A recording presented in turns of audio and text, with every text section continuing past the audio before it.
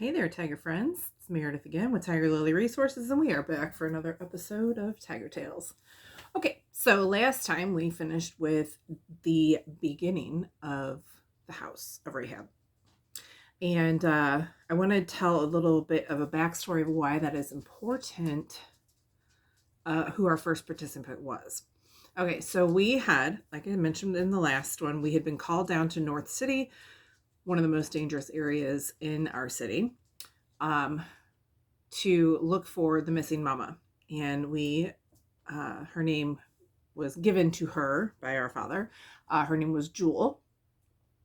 Every time I would work with a new girl, I would pray to Father and ask him what he called her. Because these girls have been called just ugly, horrific names. So I would just ask, Father, who is she to you? And man, the names he would give me, when I would share them with the girls, so many times they would just be like mind blown, jaw dropped. Sometimes they were like very, like, example, this one girl, I was rushing to pick her up and I didn't have time to pray because it was just such a fast day. And I had so many thoughts going through my head and I couldn't hear. And so to drown out my own thoughts, I started singing out loud, Father, I need to know what name you have for her. And I'm singing it. And repeatedly, probably like 4 or 5 times, I was singing it loud. And when I stopped, like the last time I sang it, I heard so sweetly, she's my melody. Okay. So when I picked her up, we were on our way to, I think we were coming back to the house because we were just getting her things together because I was taking her pretty much straight to a program.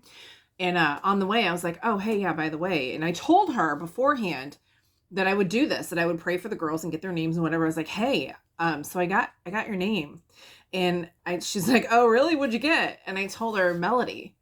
And she just dropped everything that she had her phone and like stuff in her hands, and she dropped everything and she just started crying her eyes out. She's like, are you kidding me? She's like, that was my nickname when I was younger in Sunday school because I would sing and my Sunday school teacher would call me Miss Melody.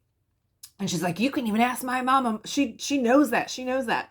So, I mean, it was just moments like that I knew. I love when God shows up so out loud and like undeniable, and these girls could see him so live and in action, and just made that their progress and their succession like real, that he was with them in doing this. So cool.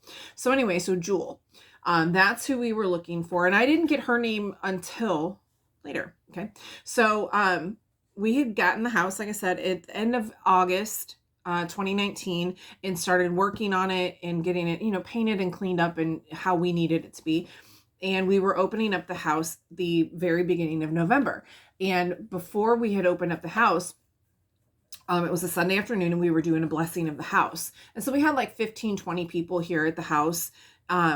And had food, and they brought things for the house, toilet paper and things for the girls and things like that. And we prayed over the house, and every single person, like we went around the whole room. We had everybody sitting between the girls' living room and their kitchen, like pretty much in a big circle. And they open up to each other, and just praying over the house and praying over the girls and praying over the property and the surroundings and everything. And I'm telling you, the presence of God was so tangible. I feel like we all could have carried him. It was just so beautiful. It was amazing. So that was on a Sunday. And on Sunday night into Monday, I got a phone call or message from Jewel's sister. Now, we had been looking for her down in the city. Okay. Her guys ended up moving her out of state to Georgia. So it was like almost like a year and a half time. We started looking for her in May of 2018. November, I want to say 5th, 2019 is when her sister called me and said she got the call from Jewel to go get her. Like she was able to find a way to get away, right? So we had our bounty hunter who would come out with us. Like he and I would go in the city all the time to look for her. He went with sister and dad, beelined down to Georgia. And you want to talk about the most orchestrated extraction, if you want to say. I mean, it was like the smoothest swoop. Once they arrived, got gas, went to where she was, in the car, they were gone. Crazy. She was our first participant in this house. I don't know. I feel like I'm missing a big piece of that story, but it's just mind blowing to me that we were called to the area by her family to look for her. Because of being in that area to look for her, I saw all the other girls. Because of seeing all the other girls, I knew there was a need for us to be there to help them, to get them out, to show them hope and options. We opened the drop-in center. We served a lot of girls in that drop-in center.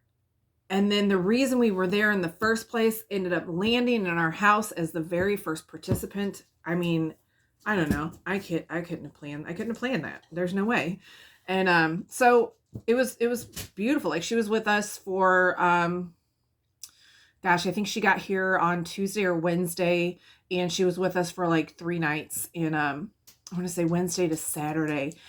And just the transformation in those days from the time that she arrived exhausted and hungry and, just to how she left was just vibrant and alive and ready to take on whatever her next journey was. And so she was the first of several ladies that were here in the house of Rahab. And every time the girls would walk in this house, like 100% of the time, this home has done exactly what it was supposed to do for these girls. This was their triage area. This was their moment of waiting to go into a program. Instead of being in a hospital where it was gross and fluorescent and beeping and buzzing and sterile and cold, they were here with PJs and fuzzy blankets and aromatherapy and foot baths and girl movies and popcorn and more food than they could ever want. They could sleep as much as they ever wanted until they were done sleeping. And then when they got stir crazy, like, okay, it's time to go, because these girls don't know how to sit still. When they started getting stir crazy, we knew, okay, game time. Let's get some plans going. And we would help them on to whatever their next program was. Now, a little bit of background. I think I'd mentioned, yes, I have mentioned this previously in one of the very beginning videos. I did real estate prior. So my real estate skills were absolutely transferable in helping these ladies, because I was basically their realtor for whatever program they were going into that would fit them best. So I would listen to them. I would hear their personalities and see like environments they liked and what were their hopes and dreams, and talk to them about different places and be like, what do you think fits you best, and let them choose, because they haven't had choices for so long. And if they could choose, then they might be a little bit more successful. So, we did the research of finding programs for them. We would help them, they'd have to make their own phone calls. That's one of the requirements. But, I would call ahead of time and be like, listen, I'm not going to have them call if you don't even have any beds. I'm not going to have them go through interviews.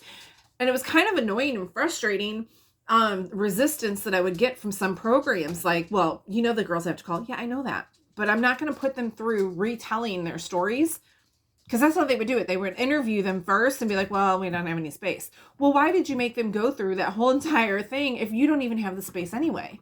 So we would kind of pre-screen and then have them call in. They would do the interviews, and then we would help them get there and provide them with everything they needed. They would have all their toiletries, their change of clothes, spending money a little bit if they needed it. We would help them get there, and then I would kind of sign a contract with them. A lot of the programs we would put them in, they varied from like 30 days to you could be up there 2 years. But I would make them sign an agreement that they had to go into the program, and if they would at least do a minimum of 30 days, then we would come back and help them. If they did, and then didn't want to stay there any longer, we would help them. We get them and then help them find whatever, because sometimes it's not a good fit. And that's okay. They tried and they stuck with it for the 30 days. Now we'll find something else that might fit you better. But if they bailed before the 30 days, then their exit was on them. They're grown-ups. They survived on the street. They made decisions before. If they're making a decision to leave wherever they were at, it was 100% on them to figure out how they were getting back and what was going to happen. If they stayed the 30 days, we would absolutely help them again. So that was interesting. Some of the girls did really, really good. Some of the girls had crazy temper tantrums, as to be expected. But it was very good. And then, now we're getting so much closer. And then COVID came. So we had the house open November of 2019.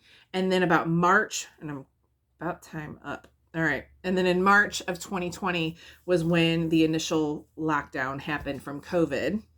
That's actually a good place to pause on this one, and we'll pick up again on the next one.